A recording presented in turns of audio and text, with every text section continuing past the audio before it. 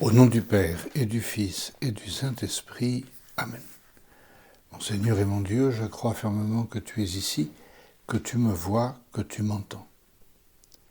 Je t'adore avec profonde révérence. Je te demande le pardon de mes péchés et la grâce de faire avec profit ce moment de prière. Ma Mère Immaculée, Saint Joseph, mon Père et Seigneur, mon ange gardien, intercédez pour moi. Nous célébrons aujourd'hui l'Épiphanie. Une fête qui peut-être passe un peu inaperçue, mais qui pourtant est évidemment pleine d'enseignements, comme du reste tous les événements de la vie de notre Seigneur. Nous célébrons la fête aujourd'hui, dimanche. Dans d'autres pays, elle a été célébrée le 6 janvier. C'est le cas en Espagne, c'est le cas en Italie. Et dans ces deux pays, par exemple, c'est le jour aussi où sont apportés les cadeaux aux familles, aux enfants. En Espagne, ce sont les rois mages qui apportent les cadeaux. Et dans de nombreux villages, il y a une cavalcade de ces rois mages déguisés sur des chameaux, sur des chevaux, et qui font l'émerveillement des enfants. En Italie, curieusement, ce ne sont pas les rois mages, mais c'est la Befana, une sorte de sorcière qui arrive sur son balai et qui apporte soit des cadeaux, soit un bout de charbon si l'enfant n'a pas été sage. En Allemagne, je ne sais pas s'ils célèbrent le 6 janvier ou le dimanche, comme nous, un dimanche. En Allemagne, c'est Saint Nicolas qui apporte les cadeaux. Et nous, c'est le Père Noël. Mais à vrai dire, le Père Noël, c'est l'enfant Jésus qui apporte les cadeaux. Bon, il y a cette tradition du Père Noël qui vient consoler tous ceux qui ne veulent pas croire, mais nous préférons penser que c'est le Seigneur qui nous les apporte. Le Seigneur qui est lui-même le plus beau des cadeaux. Quand nous pensons aux cadeaux que nous avons reçus ou que nous recevons, bon, il y a plusieurs sortes de cadeaux. Il y a les cadeaux qu'on nous fait spontanément, il y a les cadeaux que nous avons demandés. Il y a des cadeaux qui sont utiles, d'autres qui sont absolument inutiles et revendus. Il paraît qu'il y a pléthore de propositions de vente sur les sites de vente d'occasion, des cadeaux dont on ne veut pas. Il y a des cadeaux un peu empoisonnés parfois, il y a des cadeaux que l'on utilise, il y a des cadeaux que l'on met sur un coin du salon, à ressortir au cas où la personne qui nous l'a apporté vienne nous rendre visite. Il y a des cadeaux qu'on apprécie, il y a des cadeaux qui nous ont déçus. À Bethléem se trouve le plus beau des cadeaux. Celui que ces sages venus d'Orient, ces mages venus d'Orient, celui qu'ils sont venus honorer, adorer, à qui ils sont venus apporter leurs cadeaux. C'est un jour où se réalise une prophétie.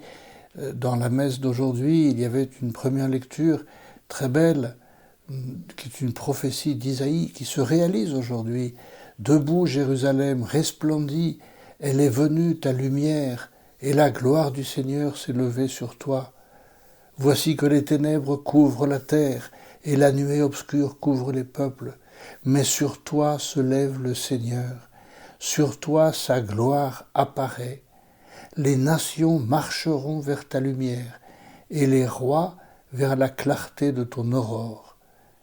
Lève les yeux alentour et regarde. Tous, ils se rassemblent, ils viennent vers toi. Tes fils reviennent de loin, et tes filles sont portées sur la hanche.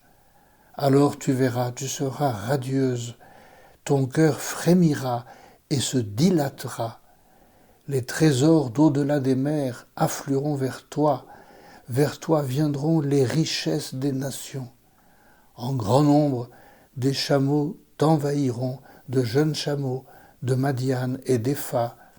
Tous les gens de Saba viendront, apportant l'or et l'encens. Ils annonceront les exploits du Seigneur. Voilà, aujourd'hui se réalise cette prophétie. Ces hommes venus d'Orient, qui viennent apporter l'hommage des nations, qui apportent au Seigneur, et c'est tout plein de sens, et nous l'avons entendu, nous l'entendrons dans les homélies aujourd'hui, l'or et l'encens de la royauté et de la divinité, la myrrhe de l'ensevelissement. Et ils ont été guidés par une étoile. Guidés par une étoile. Ces hommes qui viennent de loin, guidés par une étoile. C'est un peu incroyable quand même. Mais c'est plein de sens. C'est plein de sens. Quelle est cette étoile qui a été capable de leur faire parcourir des dizaines, des centaines, des milliers de kilomètres peut-être? Cette étoile qui les a guidés, en qui ils ont mis leur confiance. Saint Léon le Grand, le pape, Saint Léon le Grand, dit qu'il s'agit de l'étoile de l'obéissance. Peut-être, mais c'est une étoile, une lumière qui les a guidés. Une étoile, c'est quelque chose de discret, c'est une réalité discrète. On les admire, on les trouve belles, mais elles sont toutes petites, elles sont loin. C'est malgré tout une manière de se guider. Les navigateurs, autrefois, se laissaient guider par les étoiles. Et maintenant, ils ont des systèmes très sophistiqués. Mais, alors moi, personnellement, je n'y connais rien. Je suis incapable de reconnaître une étoile. Mais ceux qui s'y connaissent, effectivement, savent se repérer grâce aux étoiles. Qu'est-ce qui nous guide ? Quelle est notre étoile à nous ? Quelle est notre étoile à nous ? Parfois, ce qui nous guide le plus, voilà, ça peut être la santé. Nous avons tous entendu, tous ces jours-ci, nous l'entendrons encore pendant le mois de janvier. Ah, bonne année, bonne santé. Surtout la santé, hein, c'est ce qu'il y a de plus important. Non, c'est pas ce qu'il y a de plus important. Enfin oui, c'est la santé spirituelle qui est la plus importante.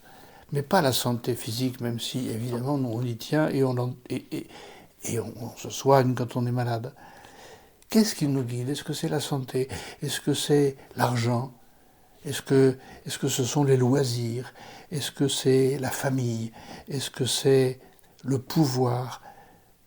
Tout cela, ce sont des réalités qui sont bonnes en soi, bien sûr, mais qui ne sont pas la meilleure des étoiles. Le pape Benoît XVI, qui vient de nous quitter, s'était rendu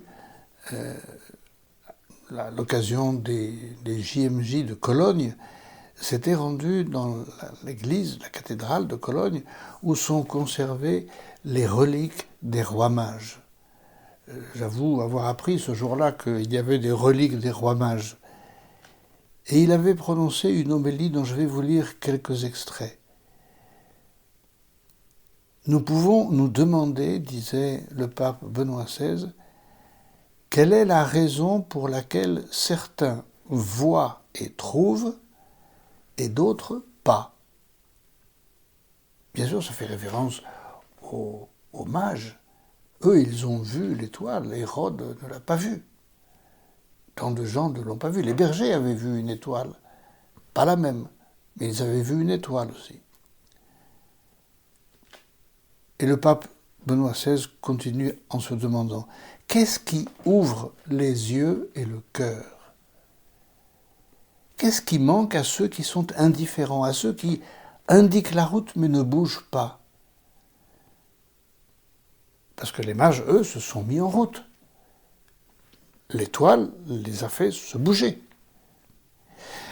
Nous pouvons répondre, dit Benoît XVI, trop d'assurance en eux-mêmes, la prétention de connaître parfaitement la réalité, la présomption d'avoir déjà formulé un jugement définitif sur les choses, rend leur cœur fermé et insensible à la nouveauté de Dieu. Ils sont sûrs de l'idée qu'ils se sont faite du monde et ne se laissent plus bouleverser au plus profond d'eux-mêmes par l'aventure d'un Dieu qui veut les rencontrer. Ils placent leur confiance davantage en eux-mêmes qu'en lui et ne considèrent pas possible que Dieu soit grand au point de pouvoir se faire tout petit, de pouvoir vraiment s'approcher de nous. À la fin, ce qui manque, c'est l'humilité authentique qui sait se soumettre à ce qui est plus grand, mais également le courage authentique qui conduit à croire à ce qui est vraiment grand, même si cela se manifeste dans un enfant sans défense. Il manque la capacité évangélique d'être des enfants dans son cœur, de s'émerveiller et de sortir de soi pour se mettre en route sur le chemin que l'étoile indique, le chemin de Dieu.